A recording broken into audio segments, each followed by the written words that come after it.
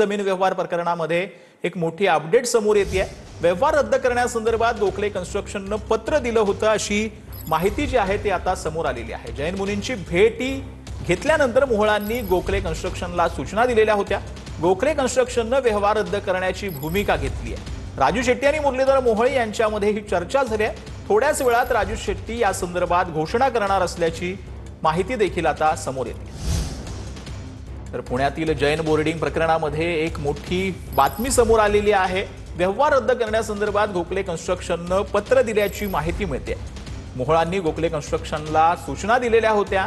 त्यानंतर आता गोखले कन्स्ट्रक्शनने व्यवहार रद्द करण्यासंदर्भात एक मेल जो आहे तो जैन बोर्डिंगला केलेला आहे। राजू शेट्टी असतील किंवा रवींद्र धनगेकर आणि जैन मुनी या प्रकरणामध्ये आक्रमक झालेले होते। मुरलीधर मोहोळ यांच्या विरोधात हे संपूर्ण प्रकरण जे आहे ते तापताना दिसत होतं। पुण्यामधलं संपूर्ण राजकीय वातावरण यामुळे ढवळून निघालेलं होतं आणि आता पुण्यातील जैन बोर्डिंग प्रकरण जे आहे ते आता ह्याच्यामध्ये जमिनीचा जो व्यवहार झालेला होता ज्याच्यावरनं हे पूर्ण वादंग निर्माण झालेलं होतं तोच जमिनीचा व्यवहार रद्द होणार असल्याची माहिती समोर येते। तर आपल्यासोबत या संदर्भात माहिती देण्यासाठी आपले पुण्याचे ब्युरो चीफ योगेश बोरसे जोडले गेलेले आहेत। खरं म्हणजे या प्रकरणातली ही सगळ्यात महत्त्वाची अपडेट म्हणावी लागेल, कारण की गेल्या काही दिवसांपासून पुण्यातलं राजकीय वातावरण या संपूर्ण प्रकरणामुळे जे आहे ते ढवळून निघलेलं होतं आणि आता हा जो कुठला व्यवहार आहे तो रद्द होणार असल्याची माहिती मिळते। बोरसे सचिन, निश्चितच हा व्यवहार जवळपास रद्द झाल्यात आता जमा आहे, कारण हा जो काही जमिनीचा व्यवहार ज्या कन्स्ट्रक्शन कंपनी सोबत झाला होता त्या गोखले कन्स्ट्रक्शन कंपनीने आता ट्रस्टला एक मेल केलेला आहे। ज्या मेल मधून स्पष्ट केलंय की आम्हाला हा व्यवहार करायचा नाहीये, हा व्यवहार आम्हाला रद्द करायचा आहे, अशा पद्धतीची भूमिका आता गोखले कन्स्ट्रक्शनने घेतलेली आहे। त्यामुळे आता गेल्या काही दिवसांपासून जैन समाजाकडून जी मागणी पुढे येत होती की हा व्यवहार तात्काळ रद्द करावा, 1 तारखेपर्यंत मुदत खरं तर या संपूर्ण कन्स्ट्रक्शन कंपनीला धर्मदाय आयुक्तांना देण्यात आला होता। 1 तारखेनंतर राज्यभरात आणि देशभरात जैन समाज हा आंदोलन करणार होता। आज त्या संदर्भात बैठका देखील पार पडल्या होत्या। जैन मुनींनी तसा इशारा देखील दिला होता।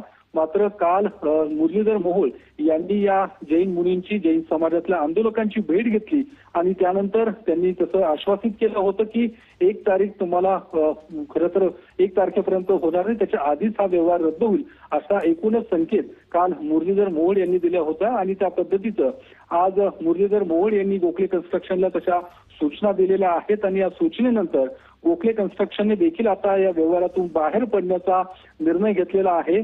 त्या संदर्भात थोड्याच वेळात राजू शेट्टी ज्या या संपूर्ण आंदोलनामध्ये त्यांनी देखील सहभाग घेतला होता आणि त्यांनी देखील राज्य सरकारला, धर्मदाय आयुक्तांना इशारा दिला होता हा व्यवहार तात्काळ रद्द करण्यात यावा।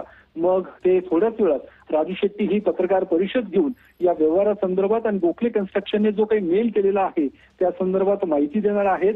कारण काही वेळापूर्वीच राजू शेट्टी आणि मुरलीधर मोहोळ यांच्यामध्ये चर्चा झालेली आहे आणि एकूणच हा व्यवहार आता रद्द होण्याच्या मार्गावरती आहे। कारण मागच्या आठवड्यात जी काही सुनावणी पार पडली या सुनावणीमध्ये या व्यवहारावर धर्मदाय आयुक्तांनी स्थगिती दिलेली आहे। मात्र नुसती स्थगिती देऊन होणार नाही, तर हा व्यवहार रद्द करावा अशा पद्धतीची भूमिका या संपूर्ण जैन समाजाची होती आणि एकूणच याचे राजकीय पडसाद देखील आठवडाभरापासून उमटताना पाहायला मिळत होते। रवींद्र धनगेकर जे शिंदे गटाचे नेते आहेत ते सातत्याने मुरलीधर मोहोळ यांच्यावरती आरोप करत होते।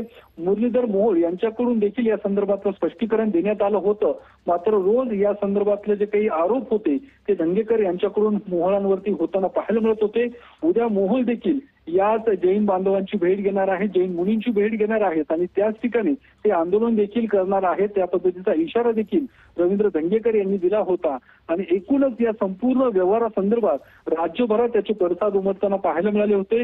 मुख्यमंत्र्यांनी देखील या संदर्भात स्वतः लक्ष घातलं होतं हा व्यवहार रद्द कसा होईल किंवा एकूणच जैन समाजावरती, जैन समाजातील विद्यार्थ्यांवरती अन्याय होणार नाही या पद्धतीची भूमिका ही मुख्यमंत्र्यांनी देखील घेतली होती आणि त्यामुळे धर्मदाय आयुक्तांपुढे तातडीची सुनावणी ही पार पडली होती आणि त्याच दिवशी सुनावणी संपल्यानंतर तातडीनेच लगेच या व्यवहारावरती स्थगिती देखील देण्यात आली होती। मात्र या स्थगितीवरती जैन समाज समाधानी नव्हतं। हा व्यवहार रद्द करावा, कारण ज्या पद्धतीने या ट्रस्टींनी त्यांना परवानगी नसताना अशा पद्धतीने या जमिनीचा व्यवहार केलेला आहे।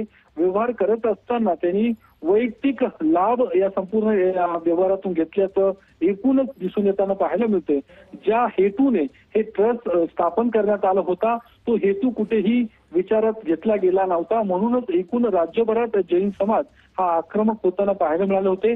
गेल्या काही दिवसांपासून जैन मुली याच बोर्डिंगमध्ये येऊन त्या ठिकाणी आंदोलन करत होते.